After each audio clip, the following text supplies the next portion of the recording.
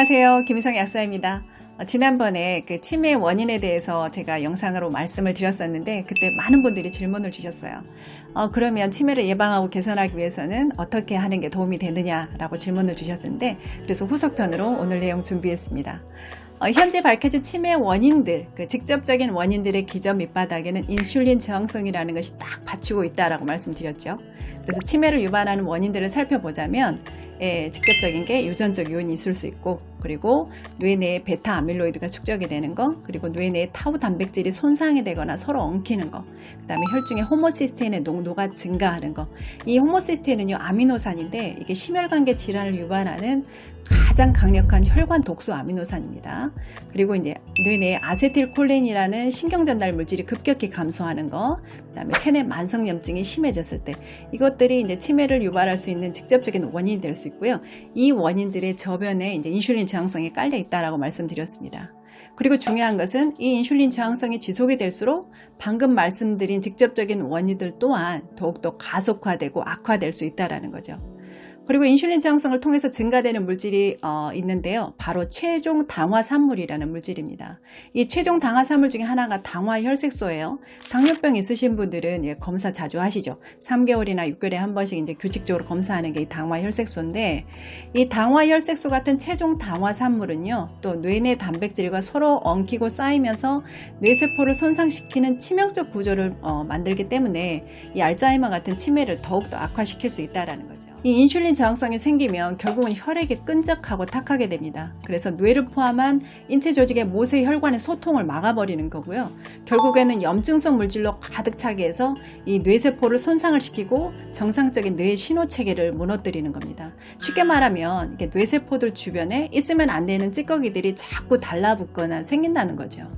우리 몸에 자꾸 이런 찌꺼기 같은 염증 물질이 쌓이면 결국은 플라그가 되죠. 이 관절에 쌓이는 석회도 플라그고요. 이 뇌에 쌓이는 베타 아밀로이드도 플라그입니다. 뇌세포에 이 플라그가 쌓이는 것이 치매예요. 이 자연현상도 똑같습니다. 이 비가 왔는데 이 물길이 막혀서 흐르지 않게 되면 결국은 고인물은 썩고 그 주변에 흙은 쓸모가 없어지게 되는 것과 같은 이치라는 거죠. 뇌혈관이 막히면 치매나 뇌졸중이 오는 것은 당연합니다.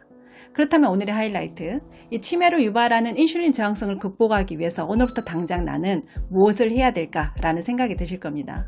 치매 관련 영양제 물론 드시는 거 좋고요.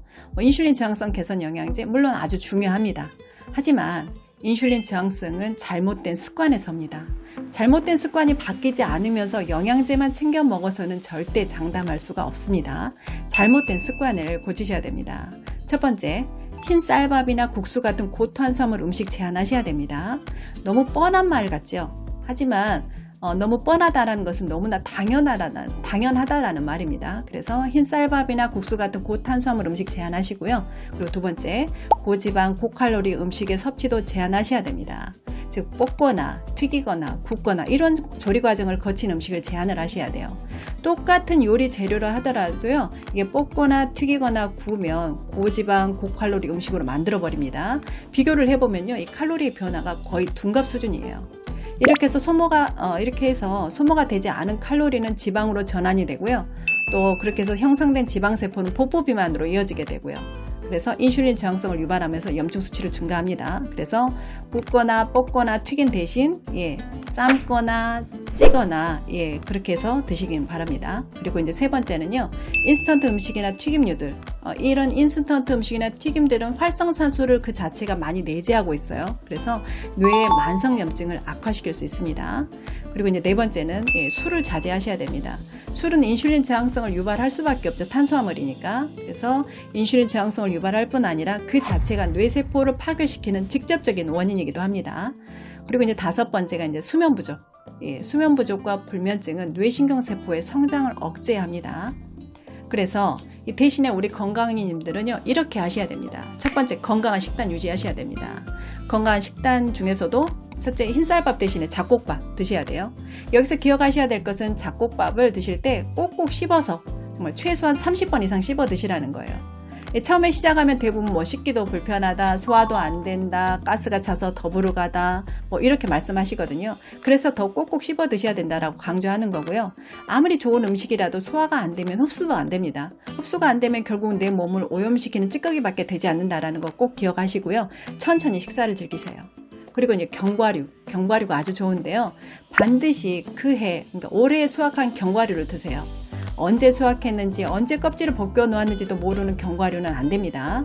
특히 호두를 그날 깨서 드시는 것은 적극 추천드립니다. 미리 껍질을 벗겨 놓은 호두들은요, 이 호두에 많이 함유된 지방산들이 산화 변성되어 있을 확률이 높기 때문에 오히려 독이 될 수 있습니다. 그리고 이제 건강한 음식 중에 그 지방산을 함유한 신선한 생선이요, 이런 것도 굉장히 도움이 됩니다. 그리고 이제 두 번째가요, 이 장 환경이 뇌와 아주 밀접한 관련이 있다는 것은 잘 알고 계시죠? 뭐 장뇌축 이런 말도 들어보셨을 거예요. 장과 뇌는 서로 위치상으로 멀리 떨어져 있지만 서로 다이렉트로 직접적으로 연결하는 신호 전달 체계를 갖고 있습니다. 이게 장뇌축인데요. 그리고 최근에는 이 프랑스 과학자들이 이 장뇌축의 메커니즘을 증명하는 연구 결과를 발표하기도 했습니다. 그래서 우리가 뇌를 건강하게 하기 위한 첫걸음은요, 장내 세균총들을 건강하게 바꾸는 겁니다. 그래서 장내 세균들이 좋아하는 식이섬유를 반드시 보충하셔야 된다라는 거죠.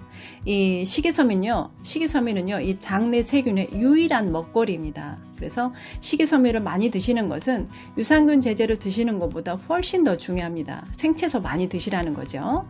그리고 이제 세 번째는요, 걷기 운동. 날마다 빼놓지 않고 꼭 하셔야 됩니다. 이 재활치료원 가셔서 보면 아시겠지만 이 뇌가 손상돼서 재활치료하는 과정은요, 손과 발을 많이 쓰게 하는 활동이 다예요. 많이 움직이게 하고 많이 걷게 하는 것이 재활의 핵심입니다. 걸어야 뇌세포가 활성화가 되고 걸어야 치매가 예방이 됩니다. 그리고 네 번째, 그리고 더불어서 영양제를 챙겨 드시면 금상첨화겠네요. 영양제는 지난번 치매 영상에서 말씀드렸으니까 참고하시고요. 네, 오늘 내용 여기까지입니다. 들어주셔서 감사합니다.